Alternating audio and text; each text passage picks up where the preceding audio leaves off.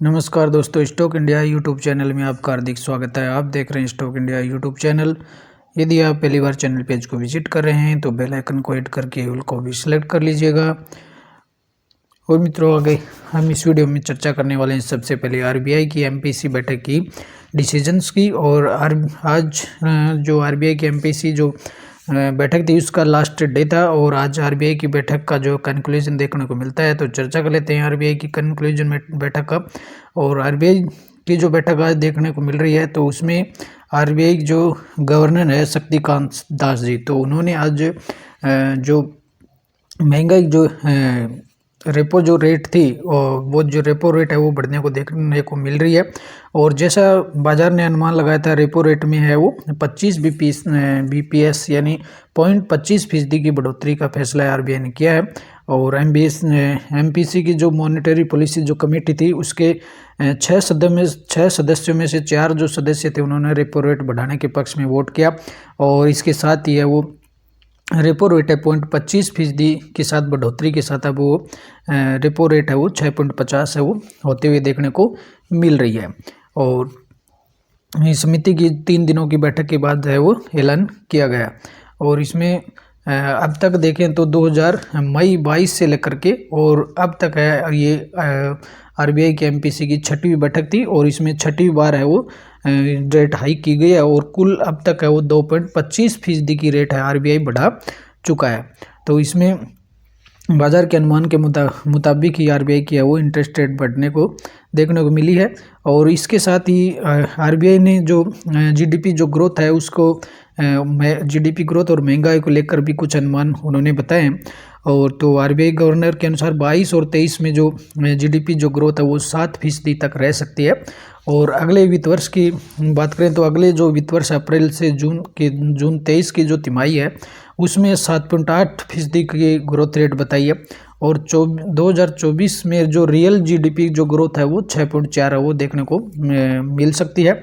तो ये जीडीपी के अनुमान भी आरबीआई की बैठक में आज देखने को मिले हैं।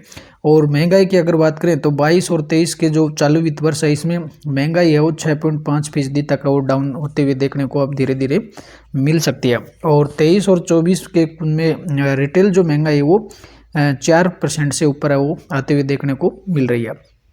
और आरबीआई गवर्नर का कहना है कि कमज़ोर वैश्विक मांग और मौजूदा आर्थिक जो माहौल है उसमें घरेलू ग्रोथ को है वो प्रभावित कर सकती है। तो ये थे आज की आरबीआई की एमपीसी बैठक के कंक्लूजन डिसीजंस थे। और अब बात कर लेते हैं आरबीआई जो है उसने आज जो अडानी जो ग्रुप था, अडानी जो ग्रुप के द्वारा जो बैंकों से लोन लिया गया था उसके ऊपर भी स्थिति आरबीआई ने क्लियर की है। और आरबीआई गवर्नर ने ये कहा है कि अडानी जो ग्रुप है उसकी जो कंपनियों को बैंकों के द्वारा जो लोन दिया गया है वो लोन है वो एनबीएफसी के सहित इंडियन जो बैंक सेक्टर है उसके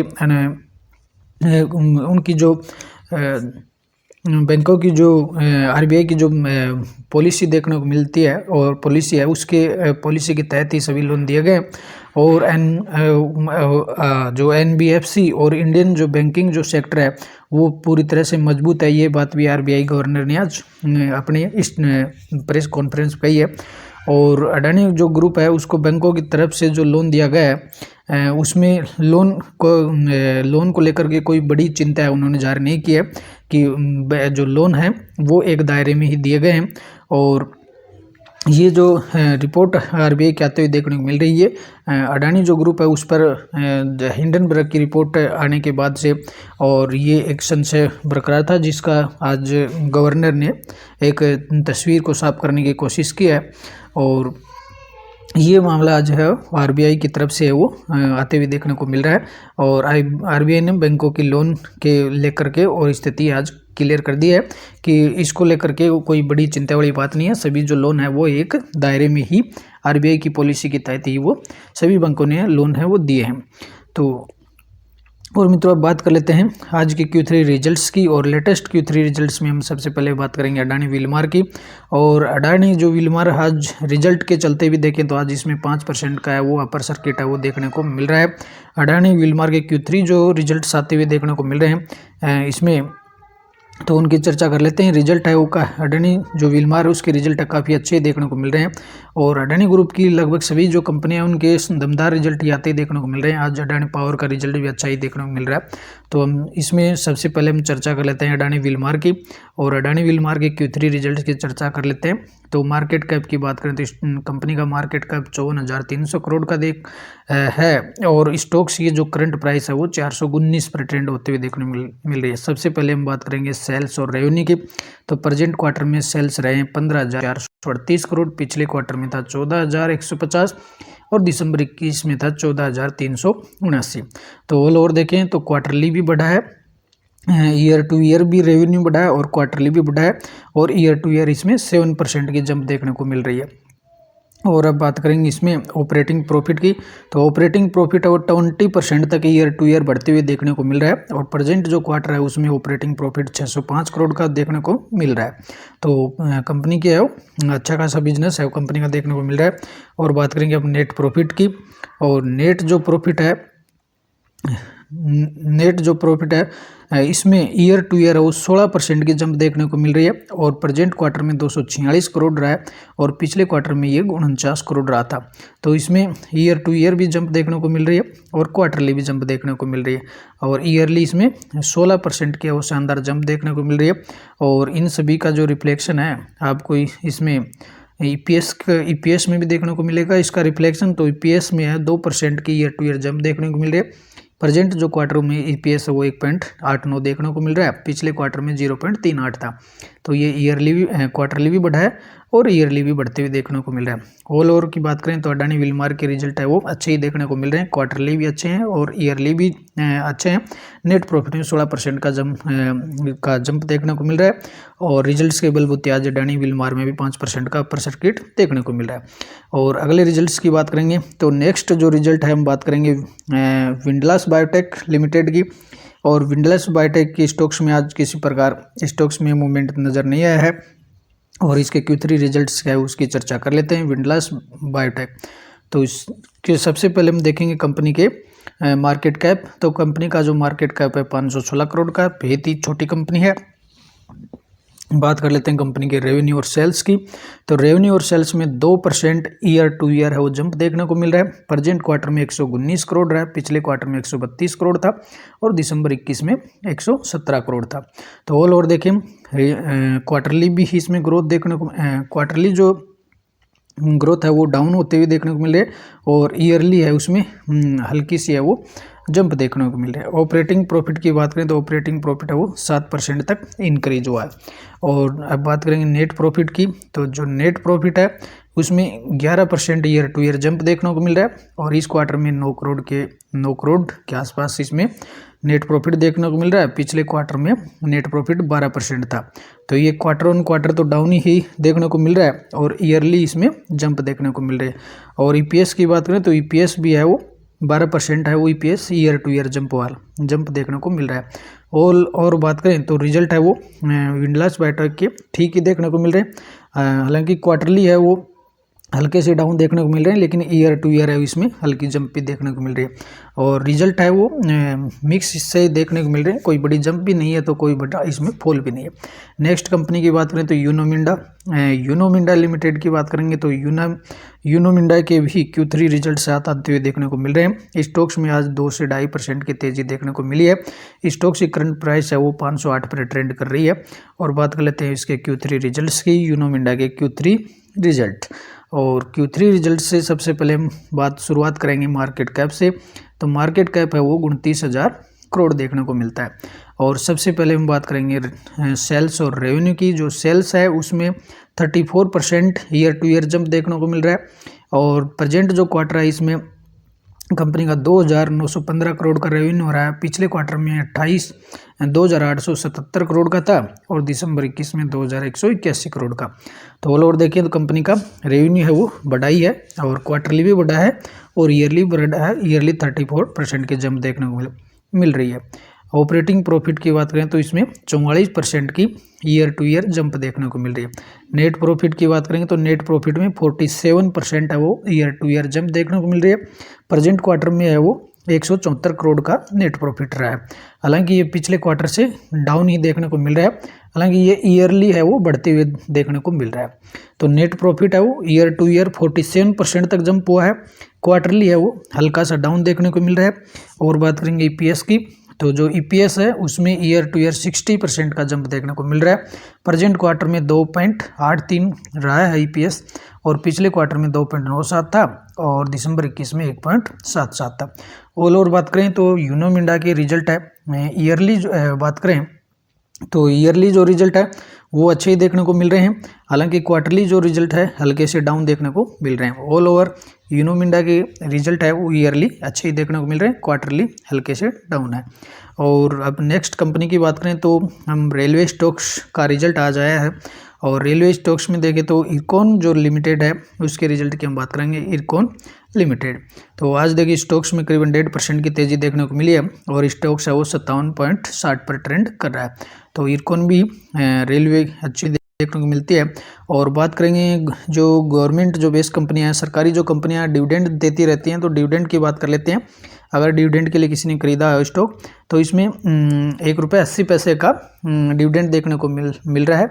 तो और इसकी जो डिविडेंड की जो है पेमेंट ऑफ अंतरिम डिविडेंड उसकी डेट है वो 17 फरवरी है, वो फ्राइडे 17 फरवरी तक का डिविडेंड है वो आ जाएगा। इसमें would be Friday 17 February 23। The अंतरिम dividend will be paid from Tuesday 28 February तक। और इसकी रिकॉर्ड इसमें अपन देखें कि जो अंतरिम जो डिविडेंड है वो 18 फरवरी को आएगा, और इसके लिए अंतरिम डिविडेंड के लिए रिकॉर्ड डेट है वो 17 फरवरी रखी है, यानी रिकॉर्ड डेट है 17 फरवरी, और जो डिविडेंड है वो 28 फरवरी को अकाउंट में आते हुए देखने को मिलेगा। और अब इसके अभी हम Q3 रिजल्ट्स की चर्चा कर लेते हैं। और Q3 रिजल्ट्स में सबसे पहले हम देखेंगे इसके रेवेन्यू फ्रॉम ऑपरेशंस की बात कर लेते हैं। तो कंपनी का रेवेन्यू फ्रॉम ऑपरेशंस, तो इसमें प्रेजेंट जो क्वार्टर इसमें रहा 2236 करोड़, पिछले क्वार्टर में था 2117 करोड़, और इससे पहले था 1638। तो ईयर टू ईयर भी बढ़ते हुए देखने को मिल रहा है, और क्वार्टरली भी इसमें जंप देखने को मिल रही है।